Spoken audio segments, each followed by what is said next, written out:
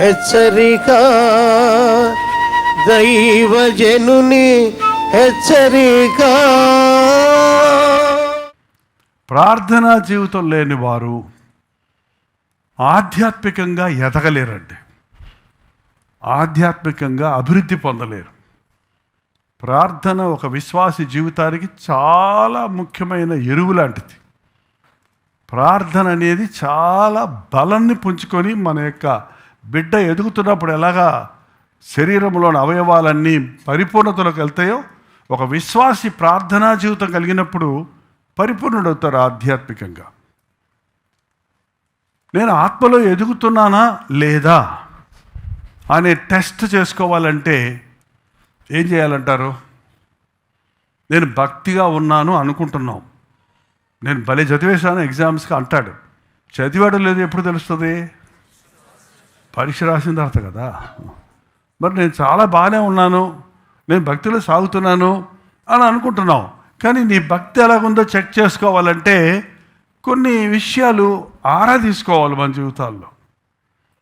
ఏంటంటే భక్తిలో నువ్వు సాగుతున్నప్పుడు నీ జీవితంలో కొన్ని సింబల్స్ కనపడతాయి మనుషులకి, నీకు తెలుస్తాయి, ఇతరులకి తెలుస్తాయి.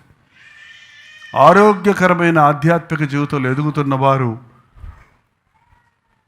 మళ్ళీ అదే మొదటి పాయింట్, ప్రార్థనను ప్రేమించేవాడిగా ఉన్నాడంటే అతడు భక్తిలో, ప్రార్థన నిర్లక్ష్యం చేశాడంటే భక్తి జీవితంలో స్టక్ అయిపోయాడు, ఆగిపోయాడు. ఎప్పుడో చేశాను నేను ప్రార్థన, పోయిన సంవత్సరం చేశాను, లేకపోతే మొన్న చేశాను, వారం క్రితం చేశాను అంటాం కాదు. ప్రార్థన మనం ఎంతగా చేస్తున్నామో దానిని బట్టే మన భక్తి జీవితము బయలుపడుతుంది, ఆ శక్తి మన జీవితాల్లో కనపడుతుంది. రెండోది, మనం వాక్యం చదువుతాం. ఎంతమంది వాక్యం చదివారు?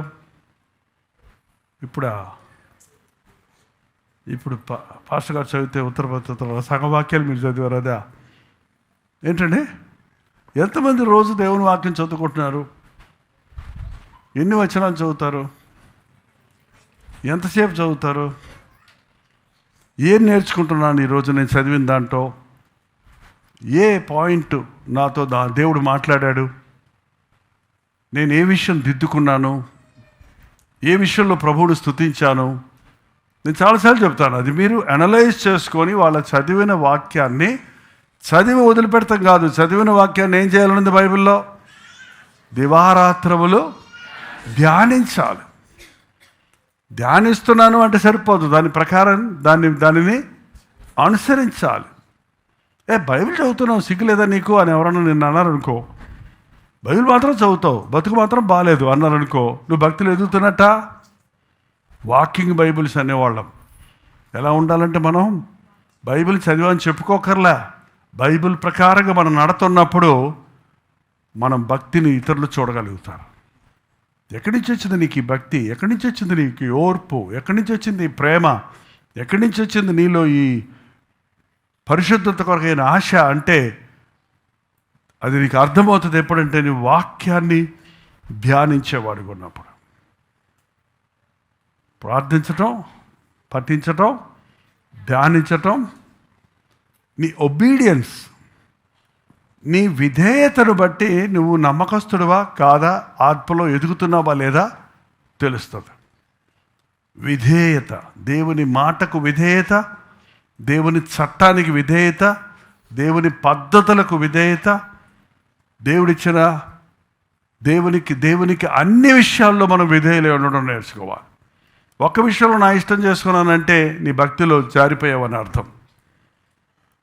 అబ్రహాము దేవుడికి విధేయుడయ్యాడు, విశ్వసించాడు.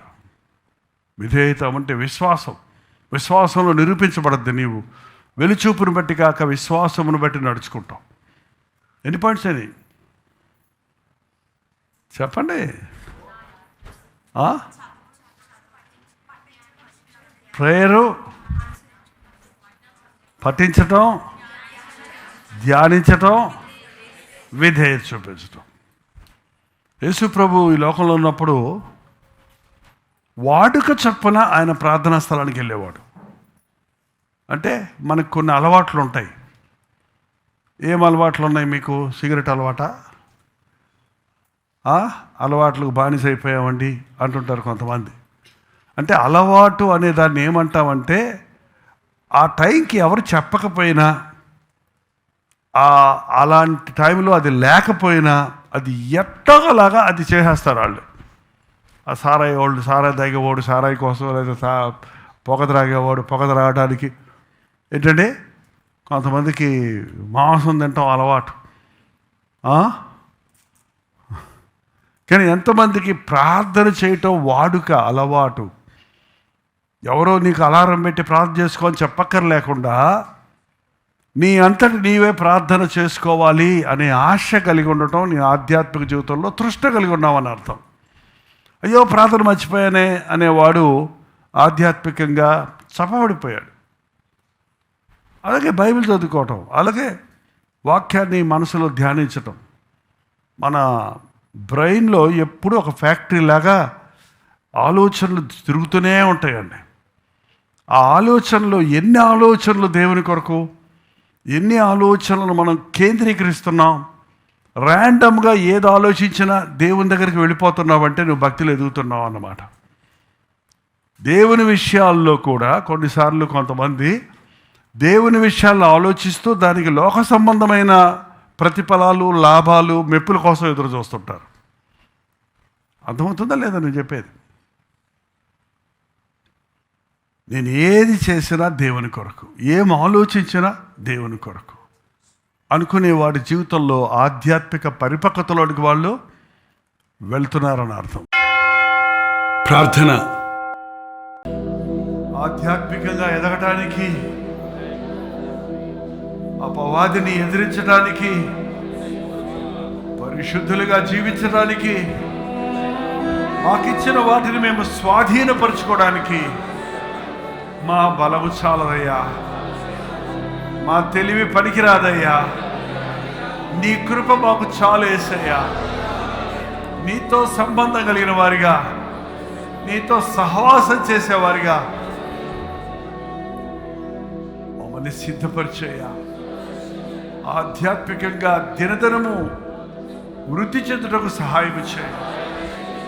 మరల నిన్ను విసిగించేవారిగా కాక, తిరుగుబాటు చేసేవారిగా కాక, అవిధేయులము కాక, నీతో సమయం గడపడానికి, నీ మాటల యందు ఆనందించడానికి, నీ వాక్యానికి లోబడడానికి, నీ బిడల సహవాసములో ఆధ్యాత్మికంగా బలపడడానికి ఒక్కొక్కరికి సహాయం చేయ.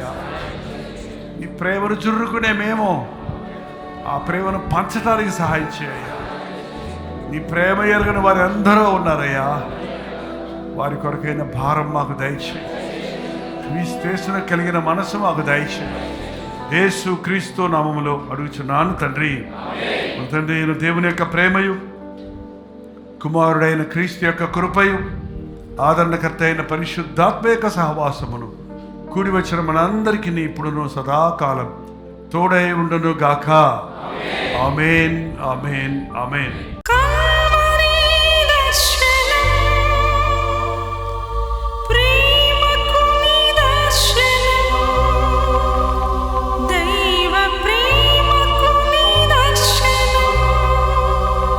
తెలుగు, తమిళ, హిందీ, మలయాళం, బెంగాలీ, ఒరియా అనే 6 భాషల్లో టెలివిజన్ ప్రోగ్రామ్స్ కొనసాగుతూనే ఉన్నాయి. భారభరితమైన పరిచయంలో మీరు సహకరించాలని ఆశిస్తే, ప్రభు మిమ్మల్ని ప్రేరేపిస్తే మీ విరాళాలు, కానుకలు డాక్టర్ జై ఫౌండేషన్స్ అనే ట్రస్ట్ నెంబర్కి మీరు పంపించవచ్చు. అవి నేరుగా టీవీ ఛానల్స్కి వెళ్తాయి. అందులో ఏది మేము మా సొంత పరిచయం కొరకు ముట్టుకోవటం లేదు, వేరే పరిచయం కొరకు ముట్టుకోవటం లేదు. టెలివిజన్ పరిచయలో ఇంకా సువార్త అనేది వారికి అది అందించాలని ఆశతో ఒక 20 సంవత్సరాలుగా కొనసాగుతున్న పరిచయం కొరకు ప్రార్థించండి, మీ సహకారాన్ని అందించండి. ఈ విషయం మీకు ఇంకా వివరాలు కావాలంటే 89393939 అనే నెంబర్కి మార్నింగ్ 10 నుంచి ఈవినింగ్ 10 లోపల మీరు ఫోన్ చేయండి. వివరాలు గురించి తెలియజేస్తాను.